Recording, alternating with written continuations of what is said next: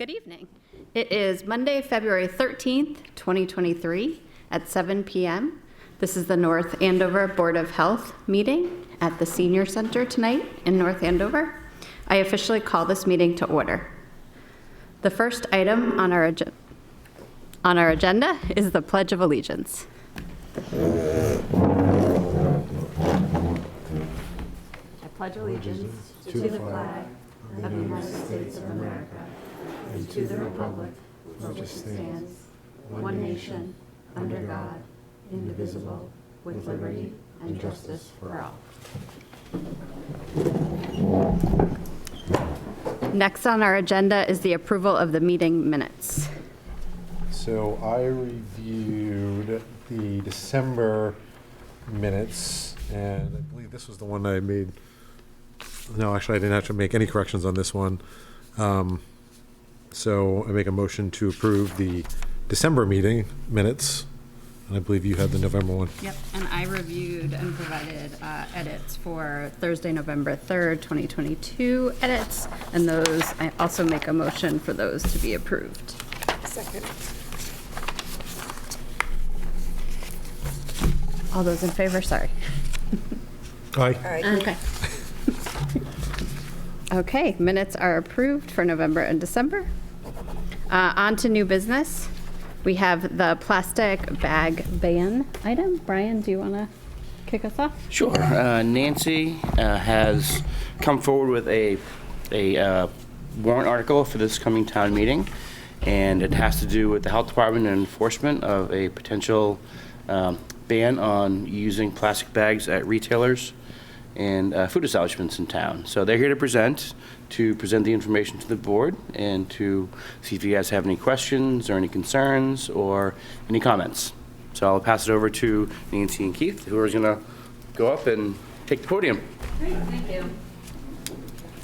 First, I want to mention we're not really calling it a ban because it's not a complete ban, so it's more of a restriction or a regulation. Okay. So my name is Nancy Sarles, this is Keith Connors, and we are part of a citizen group called North Andover Citizens for Sustainable Living, and it started as a group of 4 of us that were interested in having a plastic bag regulation in North Andover.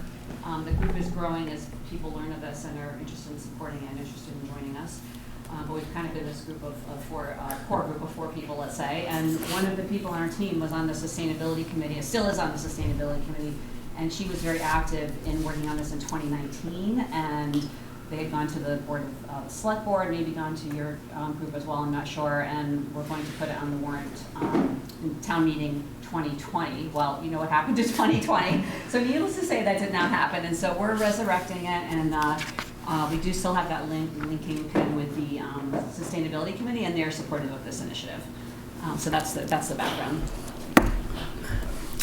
And so, I don't know if you're able to see this, but so what we'll cover this evening is these 3 items. We'll focus on the plastic problem as it relates to volume, health, and recycling, the current status of plastic bag regulation in our state and then in our local region, and then we'll discuss the warrant article itself and the associated benefits.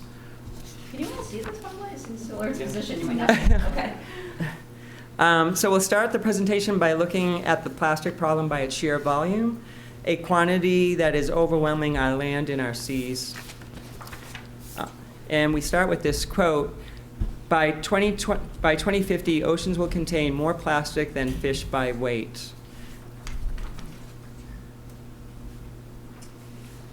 Plastic is so overproduced that there are currently 5 large floating plastic islands in our oceans. The largest is in the Pacific Ocean, seen in the left-hand photo, and it's 3 times the size of France. And there's also a floating plastic island off the Atlantic Ocean, which is, of course, fed by the Merrimack River. So it is locally, we are feeding into that, just FYI. And plastic that doesn't find its way into our ocean, regardless, becomes a disposable problem on land, and need for an expanded landfills, or in our case, more incineration. Fundamentally, plastic is everywhere and a blight on nature, destroying the beauty of our natural land and seascapes. And next, we're going to go from global to local. This slide considers volume of plastic bag usage in our town. According to a National Geographic article, each person uses approximately 365 bags annually. Where North Andover has a population of 30,915 citizens, according to the most recent census, this means approximately 11.3 million plastic bags are used by our town per year, and that's a lot of plastic bags.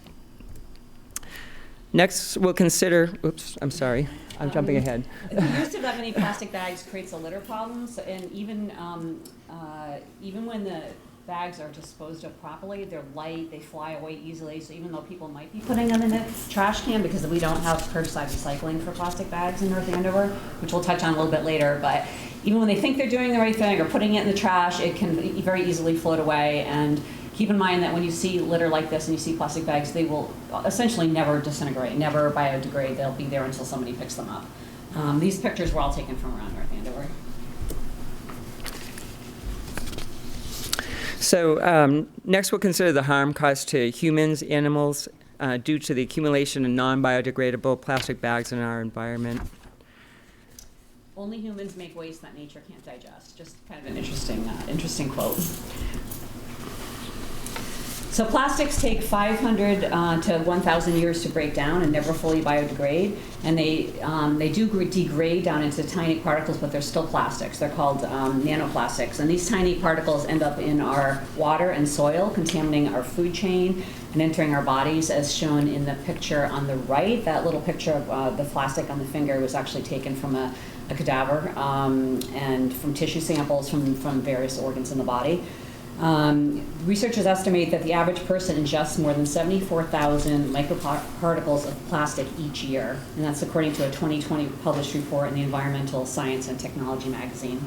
Many of the plastics that have been produced in the world still exist in the world in some type of form. And the pervasiveness of plastic waste in oceans and on land harm and kill animals by entanglement, suffocation, choking, intestinal blockages, as these pictures illustrate. And according to Earth.com, about 100,000 marine animals are killed by plastics annually. And then another important consideration is that plastics are made from fossil fuels. 12 million, in the United States, it's estimated that 12 million gallons of oil are used to produce annually to produce plastic bags. Of all oil extracted annually, 8 to 10% of it is used for making plastics. And in the process of extracting the fossil fuels, pollutes the air with sulfur dioxide, nitrogen oxides, and particulate matter, causing acid rain, asthma, cancer, and heart disease. Also pollutes our water with arsenic, lead, chlorine, and mercury, leading to many human health problems. And the harm to human and health also occurs at the disposal of plastic bags, as seen here in North Andover, where we incinerate the trash at the Wheelabrator located on Holt Road. When plastics are burned, they release toxic gases like dioxins, furans, biphenyls, and phthalates, and these toxins can disrupt neurodevelopment, endocrine, and reproductive functions. So now we'll look at the challenge of recycling plastic bags. So there are issues in the production of plastic, and then issues in the disposal of plastic. And even when even recycling is not a perfect solution, it's better if they get recycled versus, let's say, incinerated. But there are challenges with recycling. And many people give their best efforts to recycle, but in that first picture showing the entrance to Market Basket, where there are the recycle bins for plastic bags. But plastic bags are not easy to recycle, and as we know in North Andover, and here's a snapshot of the recycling schedule and what you can and cannot recycle, we can see in the circle part that plastic bags are not recyclable in North Andover. They do get burned. This picture is just kind of an interesting picture, going again back a little bit to the national level, but just to give you an idea of the scope of this as a problem for the whole country. This is plastic waste management over this period, 1960 to 2018, and you can see that the use of plastic has just dramatically skyrocketed, and you can see what happens to all that plastic. So the vast majority goes into landfills, combustion with energy recovery. That's basically, I'm not sure if we did energy recovery in North Andover actually, but that'd be incineration basically. Composting is so small that it doesn't even show up, and then a small percent are recycled. And only 5% of plastic bags in the U.S. get recycled. And Nancy and I actually tested this by conducting our own simple survey at Market Basket shoppers in North Andover. We were there for about an hour, and we counted the number of customers. We were both at one end of the store, so covering both doors. And we were checking to see which customers took plastic bags and how many returned them, those 2 containers you saw at the entrance of the Market Basket. And the result was that 273 shoppers within that hour took plastic bags at the checkout, and only 7 of them returned them. Next, we'll look at the current status of plastic bag regulation in our state and local region.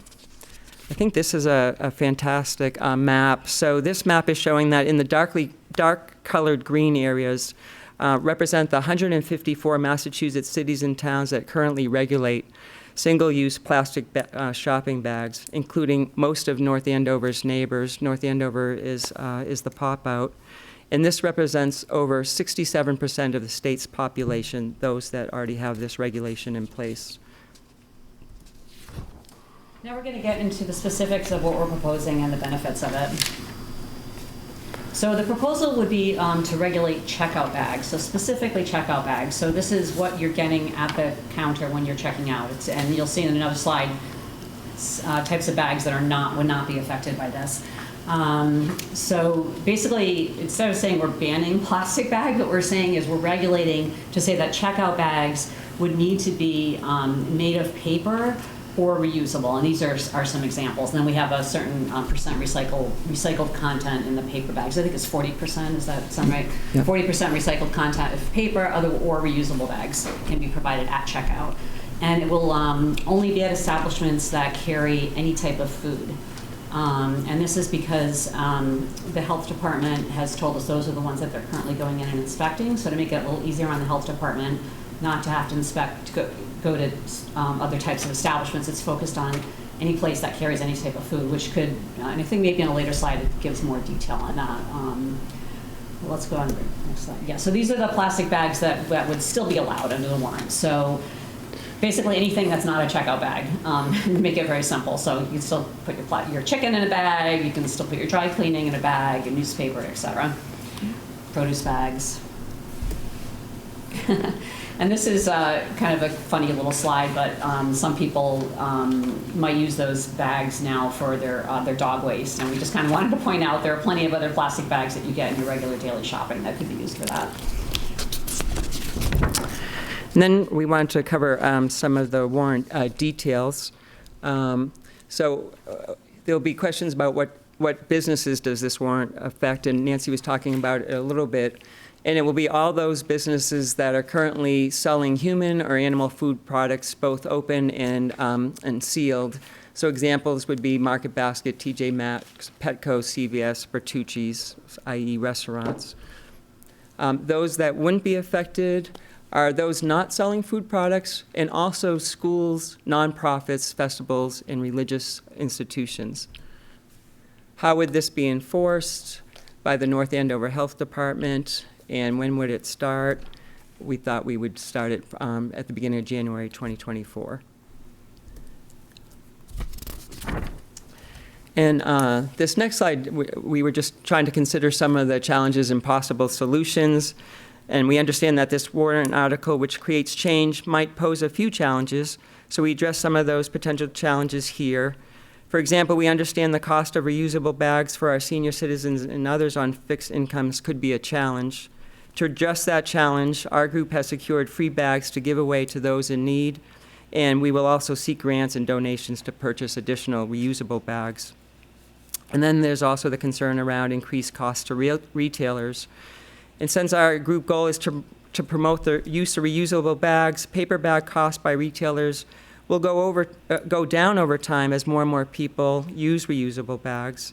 And we expect retailers will save on overall packaging costs over time with the elimination of the purchase of plastic and the reduction of their paper bags as people convert over to reusables.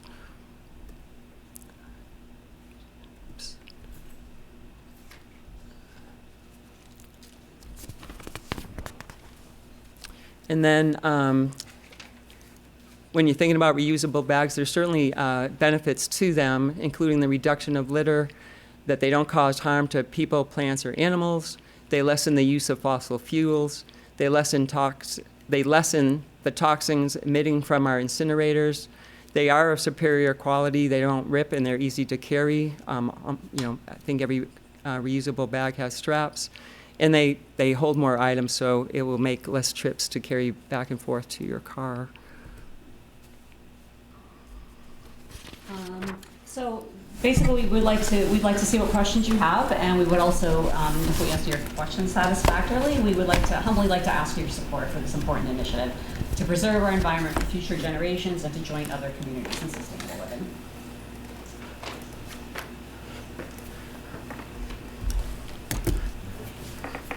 Anybody have questions? I do, but other people go first. I guess my question is the feedback from other surrounding towns, particularly the Board of Health, the other towns, because I'm assuming that the boards of health in other towns are the ones that are regulating this in their towns, like Andover, I believe, has Yeah, they do. one. Yeah. What's the feedback from from the health department there? They have a hard time with it. Okay. It's just a lot of onus gets put on the health department, Okay. so it makes it difficult because we have a lot of stuff that we're already doing.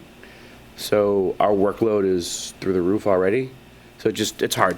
It's another thing to take on. It's hard to make sure it gets done correctly. And it's just an onus on Steve and I, that's all.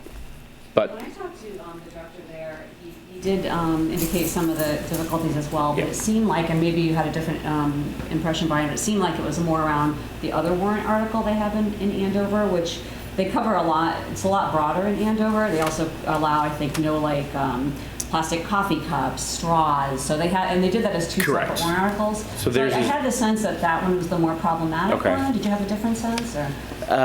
we talked about it all as a whole. So Okay. the entire thing Okay. together, because he also has a small department. Yeah. Double our staff, though. They do have a little bit more staff than we do, which is nice, but it is obviously more work.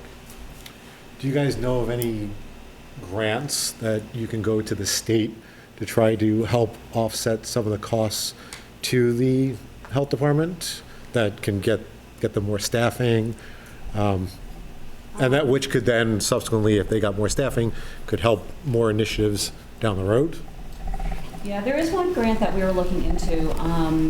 We were thinking of it more along the lines of getting more reusable bags to give away. We could find out if it might apply to covering town costs. I have a feeling it wouldn't be in perpetuity. They might possibly give a grant for the first year, but I don't think this particular organization that we had looked at would do that, for indefinitely. I know, I think Brian, you had done some research, there's some small, because we go through a third party, right, there would be some small relative to the town budget cost to doing this, right? So part of our food consulting, that would be added onto, but that wouldn't take effect until 2024, correct? Right. Yeah. Yeah. So that would be added into the contract, January of 2024. Would there be any locations that would also have to be added or frequency? Probably. Once we get complaints, then we would have to follow up. So things that we don't necessarily permit or have jurisdiction over now Right. could still be using plastic bags. So farmers markets, fall festival, vendors, things like that, we would get probably involved with that. Do you know, you said in Andover, how often, when it started, were they seeing a lot of violations right off the bat? Yeah. And they're still seeing? Compliance was an issue, but over time, obviously, that diminishes as people get on board. One thing I noticed as I reviewed I went on the website and looked at a bunch of other towns' regulations, and I noticed a lot of them had an exemption clause, which gave the health department or someone the ability to make a business exempt should it be a hardship for them, or something like where if you said, hey, fall festival, something is going to be too much for them. I noticed that that's not part of what you're proposing. I didn't know if you guys had looked at that or if there's a reason Well, we do for have that. some exemptions. I don't know if you can go back to that slide. Yeah. We can, Nonprofit schools. Yeah, but this was Yeah. a specific Oops. part of the regulation that was approved that gave an agent, like the director of the health department or such a designee, the ability to say, hey, you're, I'm not sure what the cost difference would be between. For the retailers and Right. establishments to change over from plastic to Right. paper or reusable. I'm not sure what the difference Yeah, is. I'm not sure. Do you guys have an idea as to what the businesses would incur in terms of increased costs? I don't think we have an exact cost. Like Keith said, I think our hope is that there's a culture shift, that people start using reusable, in which case the retailer wouldn't have to provide plastic or paper. So it might be a little increased cost to start with, but over time, that should diminish as more and more people start using reusables, and that becomes like a cultural shift. Every restaurant that does takeout puts it in a bag of some kind versus a reusable. They'll do a disposable paper bag versus a disposable plastic bag. I have no idea what the cost difference is between a stack of paper bags versus 3 rolls of plastic bags. Yeah, we are in the process of getting more business input. Yeah. So we're in the process of doing it. I just, on the way here, because it was on my list to check, I went to one Chinese restaurant in town and talked to the manager there, and they already use paper to put their stuff in, so he didn't see any issue. But that's just one example. We are trying to get more business into it. Right. What's the feedback that you get from the businesses, small and big, like Market Basket, Stop and Shop, about their buy-in to this as well? Because I think one worry is that, ideally, yes, ultimately the cost would come down, but I probably, as well as I know, is that most of the businesses are just going to shift it to the customer, and whether or not they would actually ever, when they're actually making profit off of not supplying plastic bags anymore, would they actually back away and decrease the cost back from the customer again? Yeah, that's a good question. We are, like I said, we are surveying the business. We're still in the process of doing that, and we're really focused on more of the individual smaller businesses in town. So we're not too concerned about the Market Baskets, the CVS, because they already do that in many, many towns, all the surrounding towns. So they've already, are past that. They have processes in place. They have economies of scale. So we aren't planning to do a lot of discussions with the big chains, but we are talking to more of the smaller businesses in town, the private ones. So besides the fact that these retailers would be helping, to keep plastic out of the ocean and whatnot, are there any financial kickbacks for especially the smaller family-owned businesses for doing something like this? Are there grants or anything available through the state to help them? I don't think we've come across anything like that. We could maybe try to do a little bit more research on that. Right, yeah. Right. Yeah, I mean, the little bit of research that we do know is that there's not a significant price difference between the plastic and the paper. Paper is slightly more expensive. So you're not talking about significant cost increases for the business in that temporary period before people start changing behavior and remember to bring reusables, et cetera.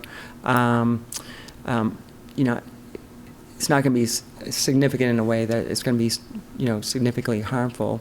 I'm not aware of any state programs that augment. I mean, there's 154 towns and cities that pass this, and and there hasn't been any major stories about businesses failing because of the passage of this particular restriction. It looked like the state attempts to do this at the state level have been kind of stalled since 2019 or so, too. Any sense Yeah. of that or what's going on at the state level? Yeah, so this has been, there have been bills proposed at the state level. There's something like 6,000 bills every year that get proposed by various legislators, and a very small percent of that work their way all the way through to the top of actually being voted on and approved. So just the sheer volume of bills that different legislators propose, this particular one has not risen to the top yet, but it keeps getting raised by a couple of the legislators. So we would be thrilled if they did this at the state level. But given that it's been on the agenda, it's been proposed, I think, the last 6 sessions, which is like 12 years, and it hasn't yet happened, we don't really want to wait for that. Yeah. It's a great question, because Rhode Island, right, was the one we just read, within the last 12 months, passed a statewide restriction on plastic bags.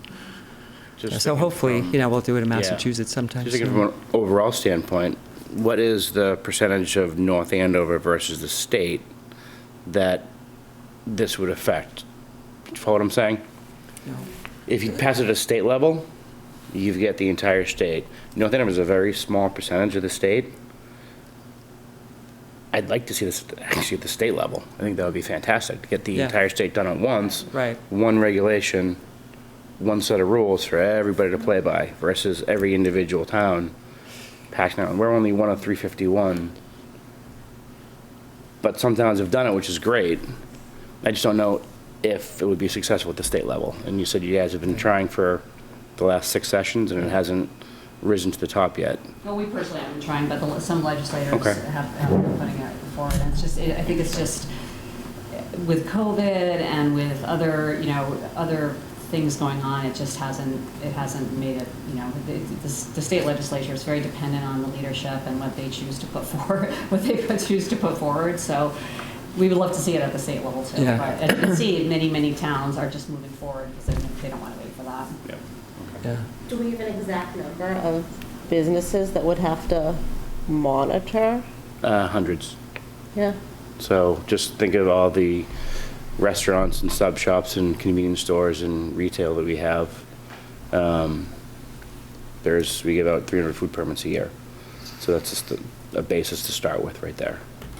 But this would just be tacked on to the inspection that's happening anyway, right?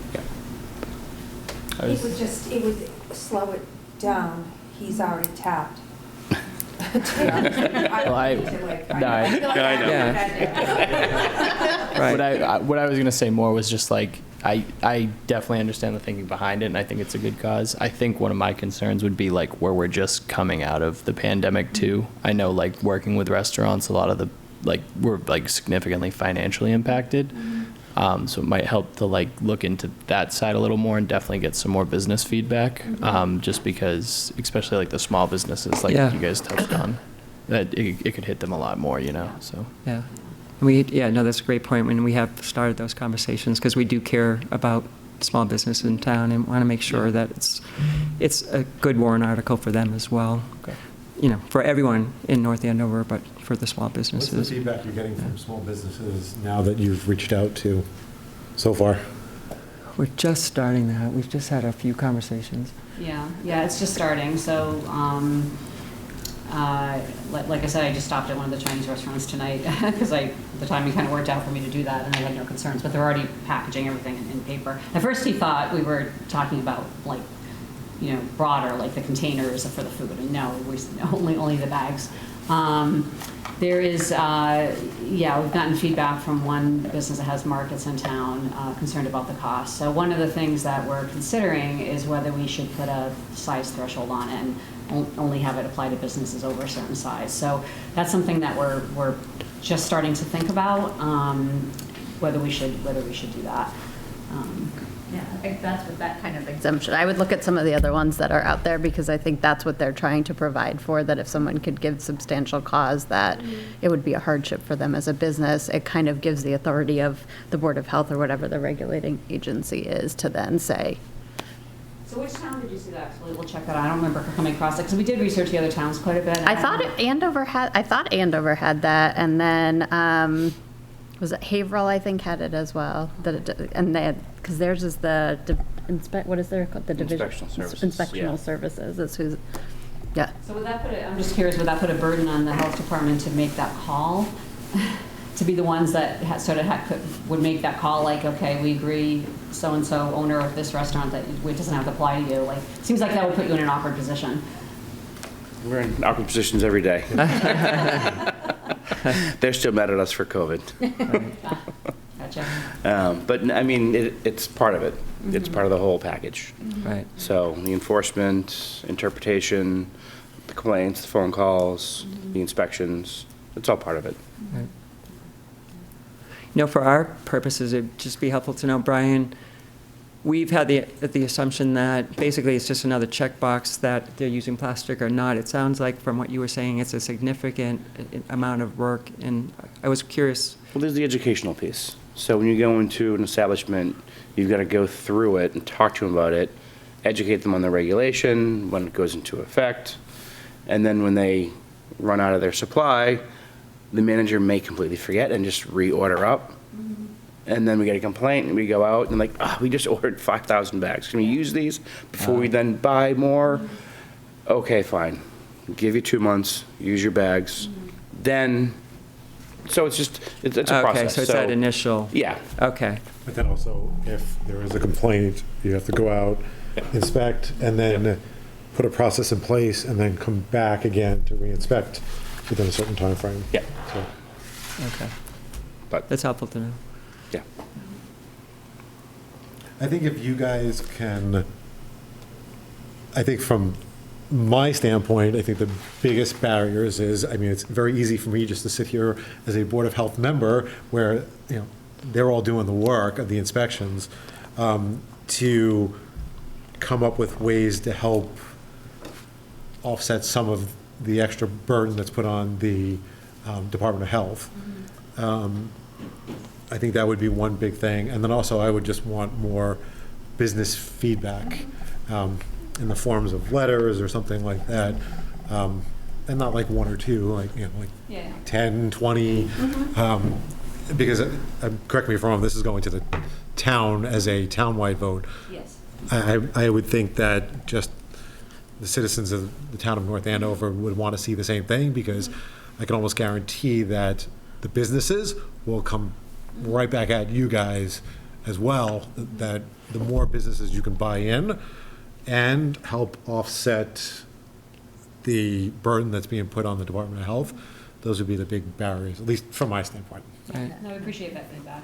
And we have a list of businesses, and we have them assigned out to team members to go to. But if there are any particular businesses that you think we should hit, just let us know. I don't know if you can put the page back that has our email address. Yep.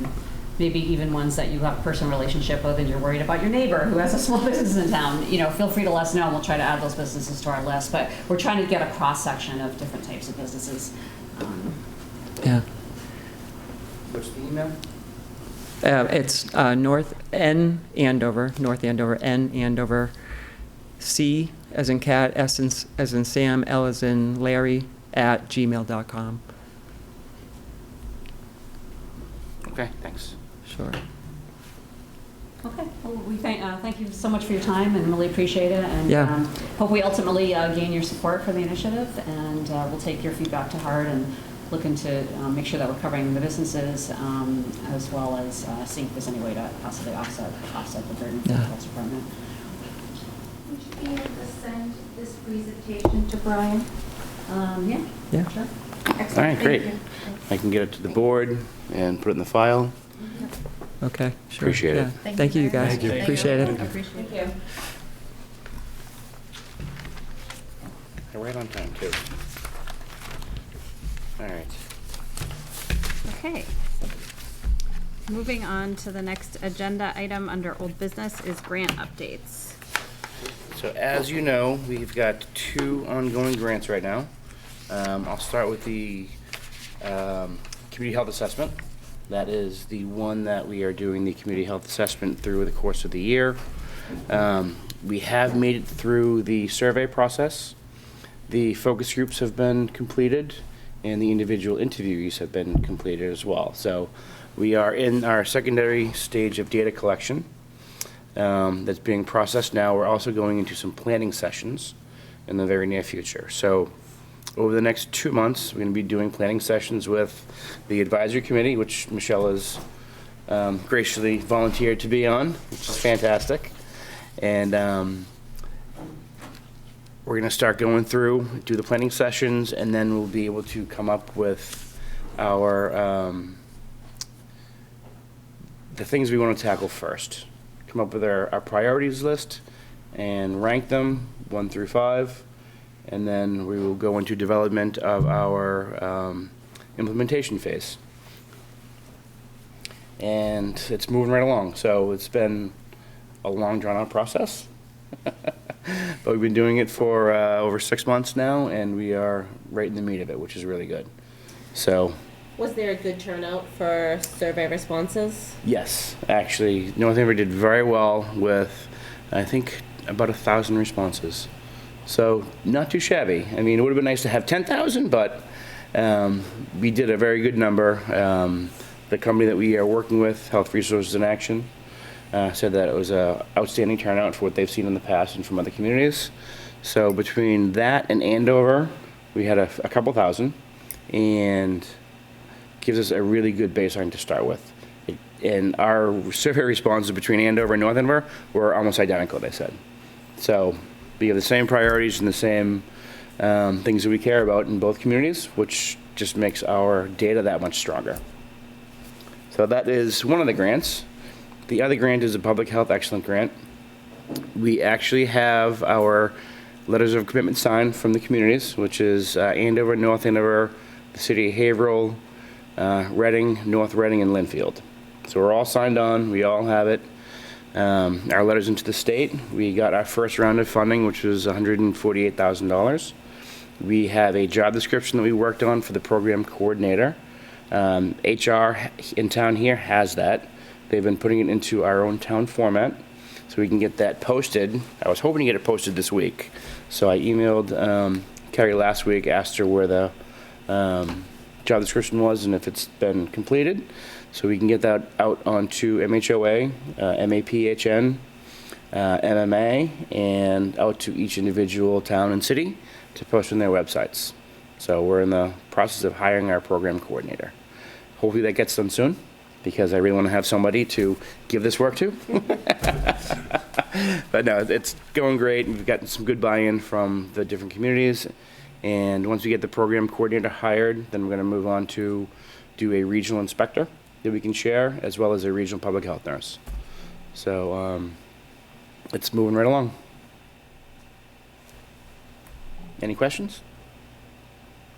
Well, I think the email's coming out probably Wednesday to lock you down for a few planning sessions. Okay. Do Zoom from days. Hey, it was a very respectful process even to schedule the meeting for this week. They sent out Zoom and you could check dates that worked for you, so. Yes. I appreciate when there's flexibility. They give you options, When they right? give you Yeah. options, more than two. Good one. Yeah. Anything else on old business? Nope. Okay. Unless you want me to do, that COVID updates is at the end, but that's Okay. minimal. Okay, so we move on to our public hearing now. Yes. So I have to call the public hearing to order, correct? Correct. Yes, so I officially call the public hearing to order Yep. for our 2015 trash truck regulations update. Okay. So as you know, we've had trash truck regulations in place for many, many years, and every now and then we try to tweak them to make them more relevant and make them work a little bit better with whatever processes we have going on. So the latest update, and this is obviously 8 years after the last update, is just some language cleanup in section 4E. So we met with the police. We were going over different enforcement issues and things that helps them and things that hurts them. So one of the lines in here mentioned issuing permit violations to the company. But under the ticketing process that the police use and what we're allowed to use under Master General Law, Chapter 40, Section 21D, goes to a clerk magistrate for a ticket, basically. You can't issue a ticket to anybody that doesn't have a social security number or some sort of license number. So typically when you have a driver, your driver's license number is what they would issue it to, which is tied to your social security number, and then you go through the court process that way. Companies don't have that. So the regulations asked for them to give tickets to the company for a permit violation, but they couldn't do it. So things were getting thrown out of court, and they were getting frustrated, so they approached us and said, hey, can we do something about this? We talked to legal, we went over the regulations, she reviewed them, and then came up with one strikeout in the regulation, and then added in one line. So in section E, section 4E, we are removing a line that states, "The North Andover Police Department shall issue tickets/violation notices to the waste hauling company with a copy sent to the board." That's been stricken. We're adding in a line at the end of the paragraph, at the end of the section, that says the board shall be notified of the issuance of any ticket and/or violation notices. So basically, we're just eliminating the company part of it. You guys still get notified. They issue the ticket, they're gonna issue it to the driver, as stated also in the section. And that is it. So, housekeeping. Is all it basically comes down to. The police have been reworking their traffic division over the past several years. So there was a lack of enforcement as well. It has been rearranged back to the way that it used to be. So we have an officer who's willing to and able to actually pull over the trash trucks. He's trained, he knows the regulations very thoroughly, and he's gonna start helping us enforce this.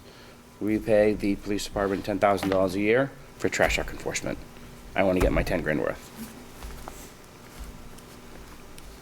Any questions from the board? Any public comment? Has any public comment been received by anybody? Nope. Okay. Well then, with that, I believe we can look for a motion to approve. Do I have to end the public hearing first before we take one? Yes. Okay. Yep. We will end the public hearing. So make a motion to close the public hearing. I'll make a motion to close the public hearing. I'll second it. Great. Okay, we will now close the public hearing related to the 2015 trash truck regulations update. And now I will look for a motion from the board to approve these updates.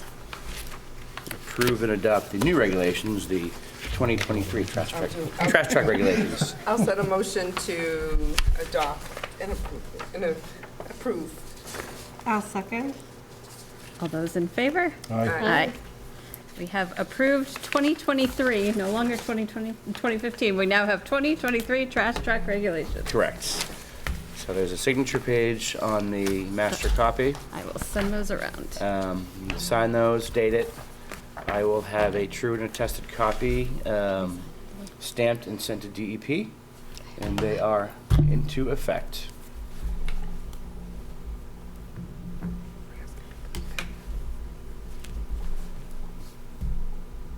Sorry, I should keep us going. Next agenda item is the communications announcements and discussions, COVID-19 update. All right, well, luckily it's been very quiet. I am still keeping track of the numbers. We still have our contact tracers through the region. Based out of Andover, we got a grant to do any contact tracing that's needed. We are following a couple of clusters here and there that pop up at some of the long-term care facilities. But it's been very quiet. The current strain going around is the XAB115. It's a offset of the Omicron. That is the main strain that we're seeing. It's not more severe. It's just chugging along. We have 18 active cases in town right now, and it's been very quiet. So I don't know what you guys are seeing in your practices and out and about, but I always want to hear it. Not really seeing much really in the hospitals. Good. More just incidental, Okay. like just the testing, Yep. these patients testing positive. And we still have thousands of tests to give out at the health department. We've got a basket full of them on the counter. People take them every day, which is great. But we've got thousands of them. So people are still testing, and they know if they get it, they stay home. They may not call us and let us know, but they're testing and kind of keeping it slow and just bubbling under the surface. So far, so good. Any questions on COVID? Any updates from anybody else? Steve, you got anything for us tonight? No, not really. That's it. That's all I got. Okay. I'll make a motion to adjourn. There you go. All right. Okay. Felt it burning inside of my face. Meeting is officially adjourned.